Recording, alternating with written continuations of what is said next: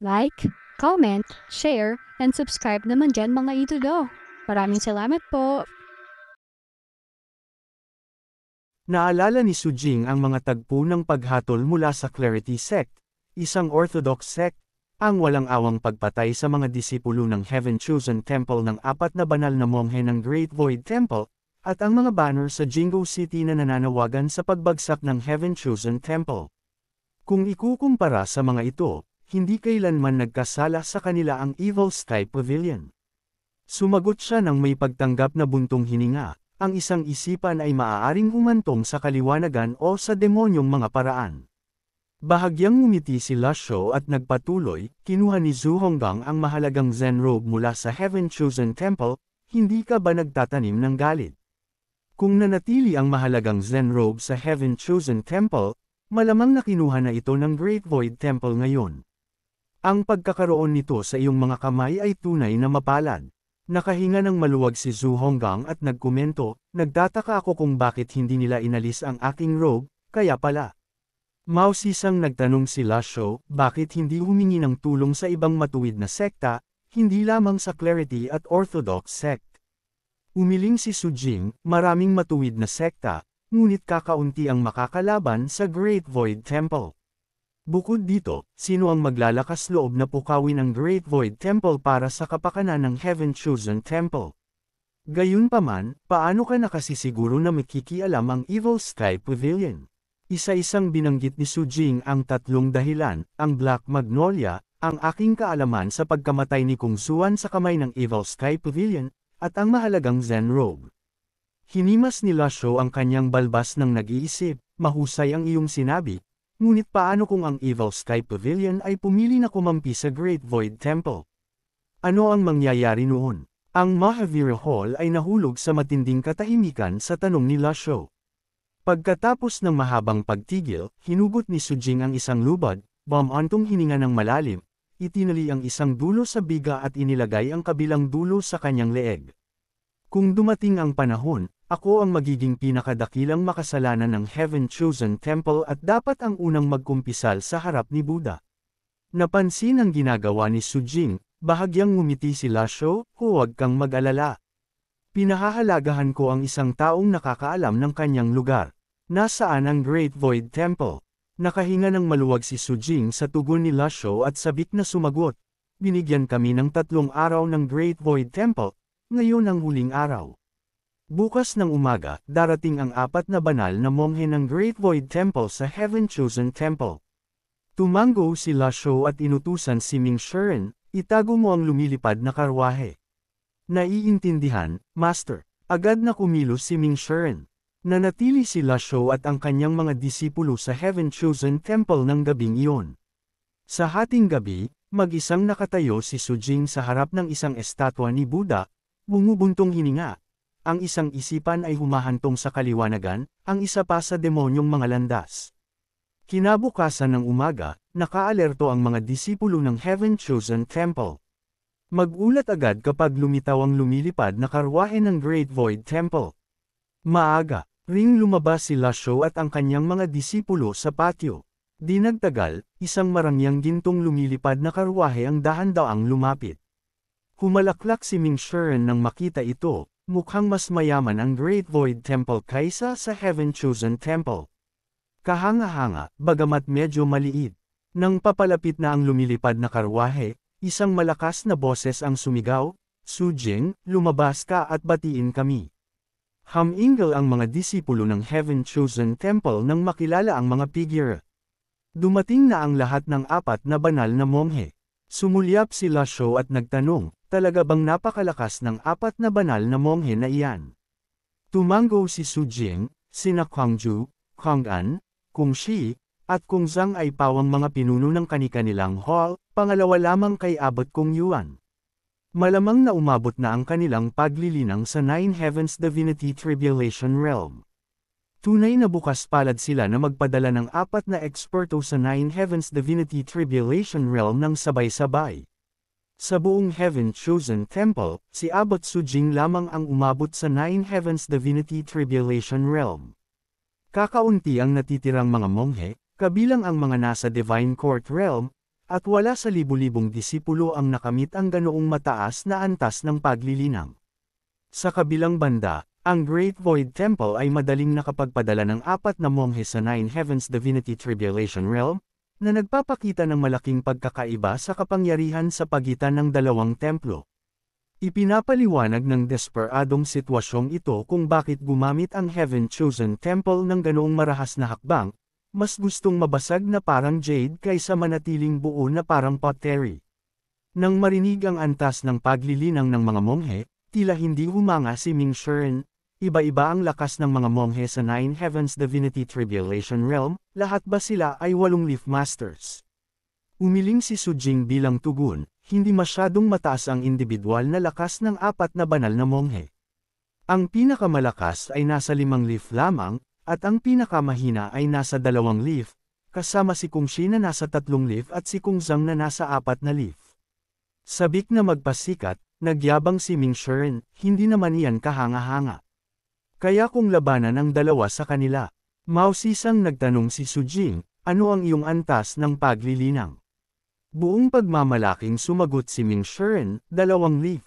Habang nagsisimulang maghubad si Su Jing upang ipakita ang kanyang mga sugat, ipinaliwanag niya, hindi masyadong malakas ang 4 na banal na monghe sa isahang labanan, ngunit magkakasama, katumbas sila ng isang 7 leaf master. Mahusay sila sa pagsasama-sama ng kanilang lakas gamit ang makapangyarihang Buddhist handprints ng sabay-sabay, lumalaban sila bilang isa. Nakasagupa ko na sila at nasugatan, habang inilalantad ang isang itim na marka ng palad sa kanyang dibdib at isa pa sa kanyang likod. Nagpatuloy si Su Jing, mayroon pa. Nang makita si Su Jing na maghuhubad pa, dali-daling tinakpan ni Xiao Yu ang mga mata ni Ciu Honor, at humakbang si Ming Shiren upang pigilan siya, tama na. Naiintindihan ko na, matigas ka. Karaniwan ay hindi ko gusto ang mga monghe, ngunit tila ayos ka naman. Umaasang tumingin si Su Jing kay Lasho at nagtanong, maaari ko bang malaman kung may kumpiyansa si Lord Ji na harapin ang sitwasyong ito? Sa kabila ng kanyang narinig tungkol sa reputasyon ni Ji Tiandao bilang pinakamataas na demonyo ng panahon, alam niya na malapit na ang 1,000 taong buhay ni Lasho, at sa pagtanda, maaaring hamina ang kanyang kapangyarihan. Hindi siya sigurado kung ang matandang demonyo sa kanyang harapan ay nananatili pa rin ang kanyang kahanga-hangang mga kakayahan. Bago pa man makatugon si Lasho, buong kumpiyansang sumingit si Ming Shiren, hindi maarok ang paglilinang ng aking guro, makatitiyak kayo. Marahil ay malulutas namin ito ng aking ikatlong nakatatandang kapatid nang hindi na kailangan ang pamamagitan ng aking guro. Pagkatapos niyang magsalita, 4 na monghe na nakasuot ng Buddhist robes ang dahan-daang lumutang pababa mula sa himpapawid. Isang kulog na boses ang umabot sa lahat, Su Jing, lumipas na ang 3 araw. Nakapagpasya ka na ba? Nakakunot ang noo ni Su Jing habang bumabilang sa kanyang mga kapwa monghe, Suya, Sufan, Soy. Sabay-sabay na yumuko ang 3 monghe, Abot brother, ang kaligtasan ng mga disipulo ng Heaven-chosen Temple ay nasa inyong mga kamay ngayon. Tiniyak sa kanila ng Abot, kahit mamatay ako ngayon, Su Jing, ang malaman na narito kayong 3 upang protektahan ang ating mga disipulo ay nagdudulot sa akin ng kapayapaan. Nang marinig ang kanilang pag-uusap, humajijek si Kang'an, isa sa mga monghe sa himpapawid, Su Jing, iabot mo ang Black Magnolia at ang mahalagang Zen robe. Bakit hindi ka nalang sumali sa Great Void Temple at tapusin na ang hanggal na paglaban na ito?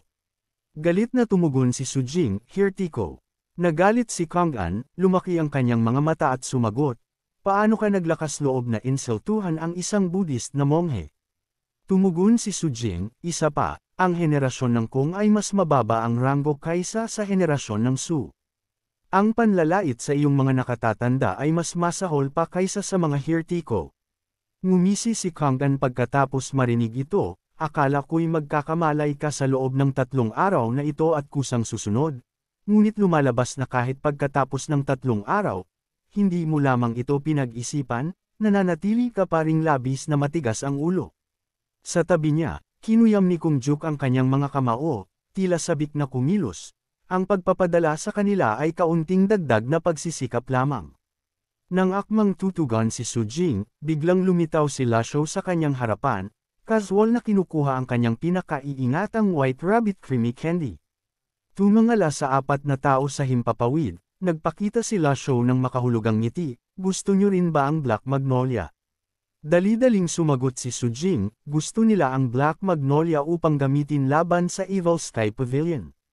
Alam na nila noon pa man na ang pagkamatay ni Kung Shen ay gawa ng Evil Sky Pavilion, ginagamit lamang nila ito bilang dahilan upang targetin ang Heaven Chosen Temple. Napansin si Lasho at ang kanyang mga disipulo, humalaklak si Kang'an ng may pagwawalang bahala, kaya Sujing, nagdala ka ng tulong.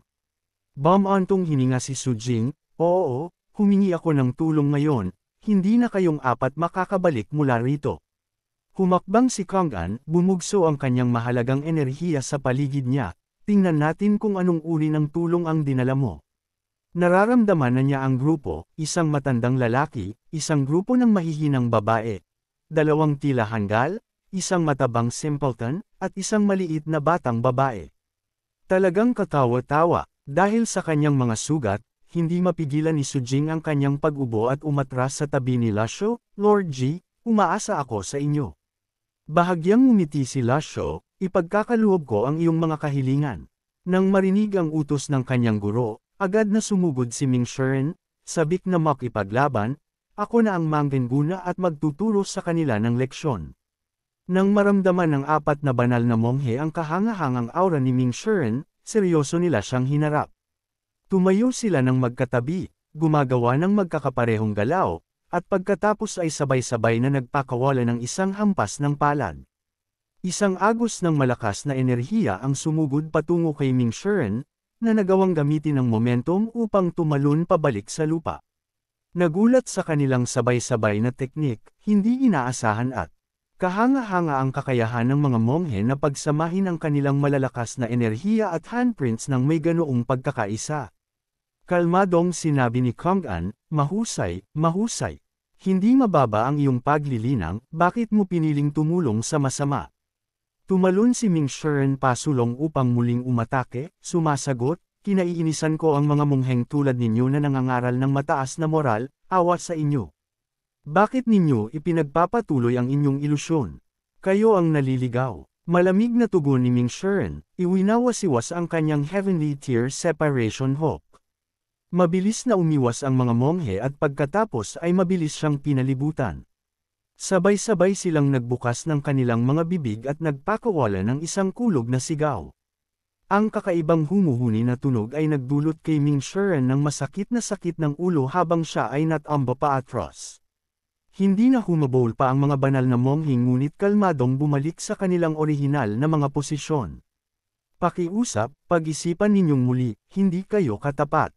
Humuhuni pa rin ang ulo ni Ming Shiren, hindi niya inaasahan na kahit may heavenly tier separation hook, hindi pa rin siya makakalaban sa apat na banal na monghe. Bagamat hindi labis na nakahihigit ang kanilang individual na lakas at kapangyarihan, kakaiba ang kanilang mga taktika at tila puno ng mga butas na sa katotohanan ay mga bitag.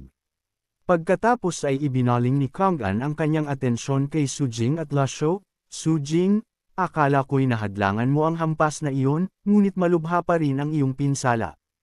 Kahanga-hanga na nakatagal ka hanggang ngayon. Isang matandang lalaki, ano ang inialok niya sa iyo upang makakuha ng ganoong suporta mula sa iyo? Itinaas ni Lasho ang dalawang daliri at kalmadong sinabi, inialok sa akin ni Abbot Sujing ang Black Magnolia at ang mahalagang Zen Robe ng may ganoong katapatan, paano ko hindi ibibigay ang aking tulong? Nanlaki ang mga mata ni Kang'an sa pagkabigla sa pagbubunyag na ito, Sujing, nabaliw ka na ba? Ipamigay ang gayong mahahalagang bagay sa isang tagalaba sa halip na sa iyong sariling Buddhist na monghe. Mahinang tumugon si Sujing, Hirti ko. Madalas sinasabi na ang isang inosenteng tao ay maaaring maging makasalanan sa pagkakaroon ng isang kayamanan. Gusto rin ng Great Void Temple ang Black Magnolia, bakit hindi maging bukas palad at iabot ito? Tanong ni Lasho, bakit gusto ng inyong Great Void Temple ang Black Magnolia? Buong pagmamalaking sumagot si Kang'an, alam mo ba ang Evil Sky Pavilion? Nakatanggap kami ng impormasyon na hinahanap nila ang Black Magnolia. Ang Evil Sky Pavilion ay demonyo sa lahat ng paraan, at dapat itong wasakin ng bawat matuwid na landas. Hindi papayagan ng Great Void Temple na magtagumpay sila sa kanilang paghahanap. Nang marinig ito, nanlamig ang ekspresyon ni Lasho, ang Great Void Temple ay palaging nananatiling hiwalay sa makamundong mga gawain, bakit ninyo piniling maging kaaway ng Evil Sky Pavilion ngayon? Matuwid na nagsalita si Kong-an, ang ating Buddha ay nagtuturo ng habag. Maraming kasamaan ang nagawa ng Evil Sky Pavilion at nararapat itong parusahan. Kalmadong tumugon si Lasho, sa kasamaang palad, interesado rin ako sa Black Magnolia na ito.